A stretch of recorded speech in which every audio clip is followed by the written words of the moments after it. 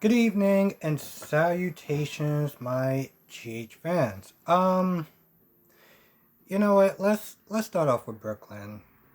Let's just start off with Brooklyn. Uh, I don't even know where to begin with this woman. I really don't. First of all, she has a conversation with her dad, which, by the way, is acting like a dick. And let me get into why he's acting like a dick. So, pretty much she confirms that, she met up with Valentine and he knows that she's pregnant and he wants to be a part of, part of the child's life. And, Ned is not there talking about getting lawyers involved to kind of keep him away. And I'm just not there thinking, how would have felt if Lois did that to you? If Lois would have tried to hire some people and try to do whatever she could to keep you out of Brooklyn's life, how would you have felt? And for the life of me, I don't understand. I don't understand it. I get that he's not there trying to protect his baby girl or whatever, but like, as a father, I would think he would have the most empathy in the situation. And he's just like, oh no, let's get the lawyers involved. I'm like, wow, bro, just, wow. Um, So at some point, she meets up with Chase. They catch up and stuff like that. She's unsure. She feels she's qualified for being a mother. And Chase talks about, adoption and stuff like that. And before, he really kind of gets into her thoughts on what he said, Ned comes back. Because Ned isn't there talking to Michael. And Michael informed him that Valentine came to talk to him about control of ELQ. In exchange, Nina gets time with Wiley. And this is when Ned is like, okay, that's what she's doing. So yeah, that's what this chick's plan is. And it's, listen, I get it that she's a new mother and she doesn't really understand, like the bond between her and her child and stuff like that. To some extent, I get it. Or as much as I can get it from a male's point of view. Um, but just that act in itself just seems so disgusting. It just seems so. Honestly, tell you the truth, it seems beneath even Brooklyn. Like Brooklyn has done some shady stuff before.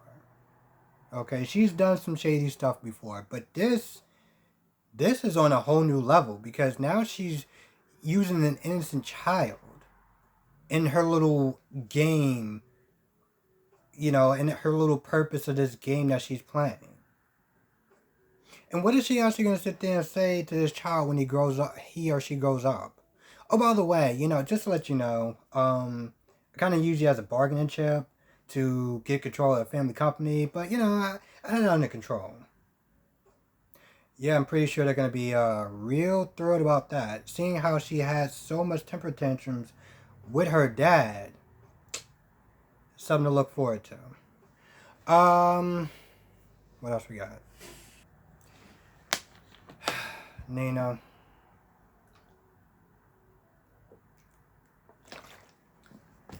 Jesus Christ. Nina, I feel like Nina. I don't even know what to say about this woman at this point. She goes to Phyllis and she talks about her woes and everything like that. And I feel like this drive, this time apart, taught her nothing. And what's worse is that she is sounding just like her crazy ass, demented daughter. Okay? Once again, she talks about Carly could have saved my daughter, but she didn't, and blah, blah, blah. It's the same crap over and over and over again. I'm honestly to tell you the truth, I'm not gonna lie. I was sitting there watching it, and I was eating my ice cream. And she started talking about the whole Nell and how it was Carly's fault. And at some point, she was like, Carly, it's all about Carly winning. I'm just so tired of Carly winning. And I was like, you know, I just F it. I can't even sit there and enjoy my damn ice cream at this point because you're sounding exactly like Nell. Nell said the exact same thing. I'm not gonna let Carly win. She's doing the exact same. Oh my god. Uh,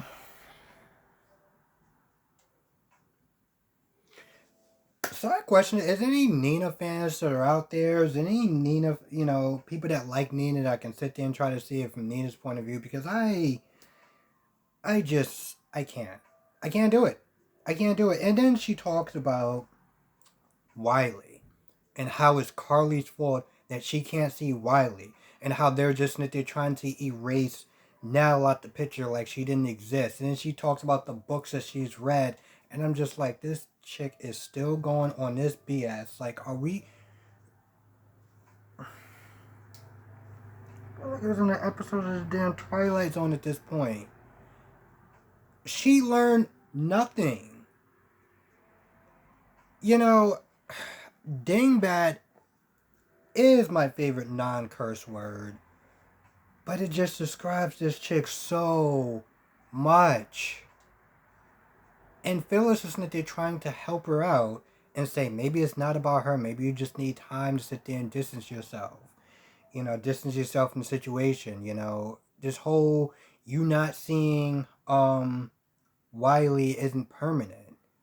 And she tried to blame everything on Carl. It's just the same crap. Now, I mean, in her ramblings of dingbatness, she did make a good point about Jax. And she was threatened. And granted, to some extent, she does have a right to feel a certain way. When the chips was down, he chose to protect Carly and chose to keep you frozen out of not knowing your daughter or your grandson. So in the Jack stuff, she has every right to sit there and be upset with him. And that is the only damn thing I'm actually going to give this woman. Later on, she does run into Sunny. Phyllis convinces her to stay because she's going to be going this place and that place and all the other places. And I'm just not there thinking, while you're traveling the globe and stuff like that, what's going on, Crimson? Who's running that ship at this point, huh? Who's doing that stuff? Because you're not, and Maxie isn't. But it's your quote unquote baby. Okay. Anyway, somewhere along the lines, she runs into Sunny. Now Sunny is talking to Phyllis. He goes, takes a nap. He still has a dream of the woman in blonde hair.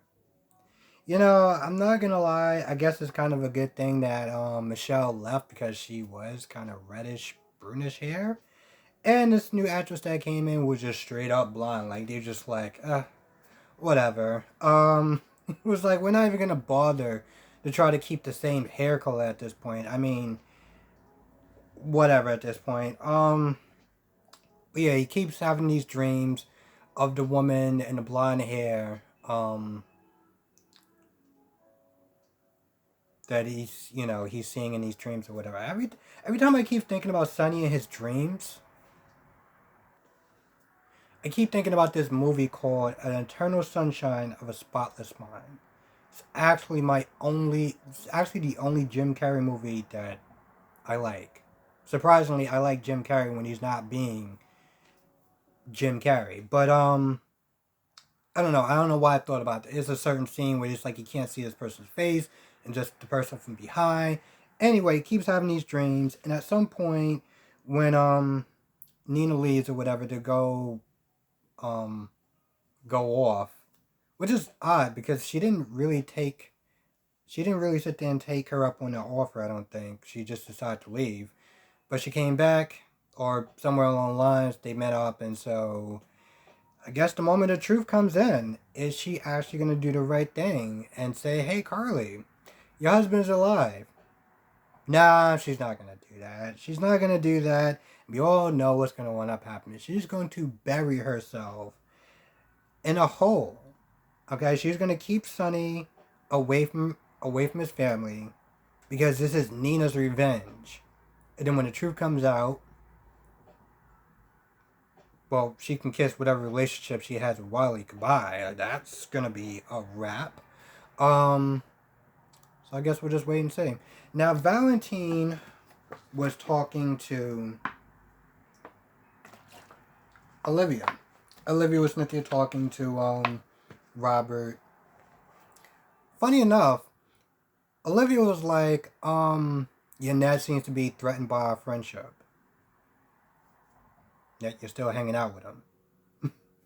I mean, granted, at this point, I can't blame her because this dude did cheat. Alright? So, like, she can be friends or do whatever the hell she wants with this guy because, well, he cheated first. But with that being said, if you are thinking about, trying to work past this whole cheating and stuff like that, probably hanging out with a guy who Nat feels threatened by, maybe not, it may not, that may not be good. I'm just throwing it out there. So she hangs out with him, and then Valentine comes in. Now, Valentine pretty much tries to get Olivia on his side as far as, the whole Brooklyn thing, because at this point, he's already calling him Martin. He's like, yo, gotta get the troops out here. This girl's wilding. But yeah, he tries to get Olivia on the side. And Olivia, I don't really understand this chick. I really don't. She seems like she's very like, oh, well, you don't really need to be in Brooklyn or the child's life or whatever. And I'm like, because it worked out so well for you, right? Right? With Dante and Julian. I mean, she practically spits on Julian's grave by simply saying that Leo is better off not knowing who his father is. Which is amazing because when Leo grows up, he's going to have questions. And there's going to be a part of him that may actually even be pissed off at Olivia. I just... With Sunny, I understood why she did it.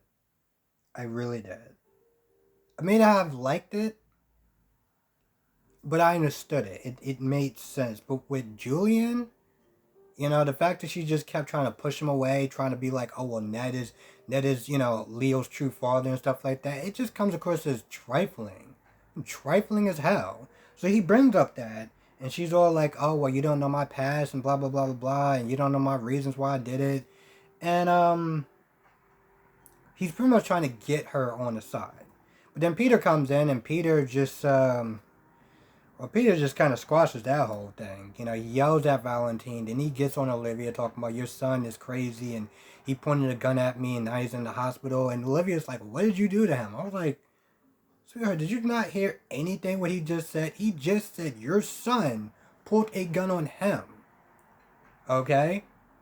As much as you don't like Peter, you should be thanking him for him not calling the cops. Because he can go to jail. He could be arrested. I mean, granted, it's his word versus her.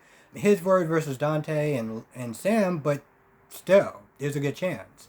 So she rushes off to the hospital. Now, Peter did come by Maxie place. And Britt was kind of funny during that whole scene. I'm not gonna lie. I may not have liked Britt with the whole being obsessed with Patrick thing, but I am loving this new Britt. So Britt comes to check in on Maxie, make sure her and the baby's doing good, and Peter comes, knocks on the door, practically banging on the door to make sure that Maxie's okay. Maxie lets him in. And Peter tells Maxie exactly what happened. Want to make sure she was safe and everything like that. And of course he was upset that she changed the locks. Like, really, bro? The way you're acting just unhinged on a daily basis at this point, you're surprised? Yeah. So he checks to make sure she's okay and stuff like that. And at this point, Britt's like, alright, well, she's fine. And, you kind of got your answer, so you you don't need to be here anymore. You can go. And, Peter's just started yelling and getting louder at this point. Now, at this point, Robert comes in. Robert's like, yo, you gotta go. If you don't go, well, it's not gonna go well. Peter's all like, all right, what are you gonna do to me, old man? He keeps calling him old man. Like, that's, like, do you understand what kind of stuff that Robert has probably been through? Listen, don't underestimate him. That's what I'm gonna sit there and say about that. But Maxie kind of calms everything down and asks Peter to leave, more or less, and Peter leaves. Um, he leaves, and then I'm not gonna lie, I don't remember exactly what happened, but Maxie was like, listen, I'm kind of dangling some rope, to kind of give him just enough hope, because can't call the cops, can't really do anything because he's crazy and unhinged. So I gotta make it seem like, I'm giving him a little bit of hope. And Robert's like, that's not a good idea, which I totally agree. Maxie says she has some sort of grand plan, so I guess we'll just wait. Um, Probably till Wednesday. They're gonna do the whole Liz and Cam, because Cam is all like, oh, we gotta sit there and put Jason away. Because he killed Franco. I was like, okay, so you're getting that stupidity from Liz. That's great. Now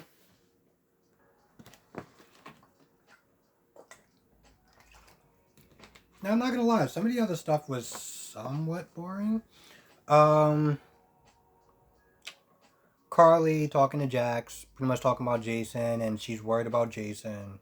Um, and then you're talking about Nina, and I don't know what Jax sees in this woman. I really, really don't. I don't even think she's that pretty. I'm gonna be honest. I really don't think that she's that pretty. Now, when she's wearing, let's sit there and say, somewhat low cut shirts, she's got a little bit of cleavage. I'll be honest. But besides that, I don't really see what he sees in her. But he talks about how he misses her and he wants to get her back. And, at first he talks about the fact that Carly is keeping, she says that Carly's keeping, um, her away from Wiley. And I'm like, bro, are you caping for that? Like, do you understand the situation? Because, to be honest, it's not good. And Carly is 100% right. And by the way, I love how Nina's like, oh, well, it's Carly's fault that, I can't see Wiley. It's like, no, Michael said that you can't see Wiley for a little bit. Yeah, Carly was advocating towards that and she was kind of pushing that. But Michael, once that whole thing happened, he was like, yo, you're done for right now. So I don't know what the hell is she talking about. But anyway, long story short, she tells Jax to fight for her and find her because she's gone, and um Valentine comes in and he pretty much kind of blames Jax for her leaving town and being like, boo-hoo, it's all your fault and stuff like that. And of course, Carly kind of just throws in the fact that, well, bro, she only came to see you. Just sit there and, talked about Charlotte and stuff like that to tell Charlotte goodbye. Um, anyway, that's pretty much her advice. Now I think the last thing that really happened in this was just something else that was, I don't want to say it was boring. I mean, to be honest, both of these two things aren't necessarily boring. They're just trying to catch you up on stuff. Like Michael talking to Chase. Chase comes over to the house to talk to Willow, but Willow's not there because Willow's at school to be a nurse. So, which, by the way, why can't she just not teach at another school? But whatever. Anyway, he winds up talking to Michael about his whole family drama and how it's all plastered over the news, and he's still conflicted about what's going on. And of course, the best person to talk to is Willow because she's great and understanding and yada yada yada. And so they pretty much just kind of talk. That's pretty much about it. And when Chase was there talking to Brooklyn, this whole, I'm not gonna lie, when he was explaining it, I was like, I'm surprised Brooklyn doesn't have like a pencil and pad to try to figure out whatever's going on, because he pretty much says that he tells Brooklyn that, they're more than just friends, like they're more than just co-parents. But now he's trying to get back together with her, and she's trying to go back out with he's trying to go back out with Sasha. So this whole thing is just a mess. And the sad thing is that what people don't really know is that Sasha is starting to have a thing for Brando. So now that's a thing. And again, just my prediction that when this whole five crap really boils down, Michael again is going to be, I feel like I should start calling him Lonely Boy at this point. I do. I really feel like I should start calling him Lonely Boy at this point. And if you don't know what I'm talking about, Lonely Boy, Gossip Girl. Because that's the only person I see that's going to really lose in the end. And yeah, I think that's, let me just double check. I think that's about it, more or less. If I missed anything, let me know in the comment section below. With that being said, I'm going to go. I want to thank everyone for watching. Be safe. I will catch you in the next video.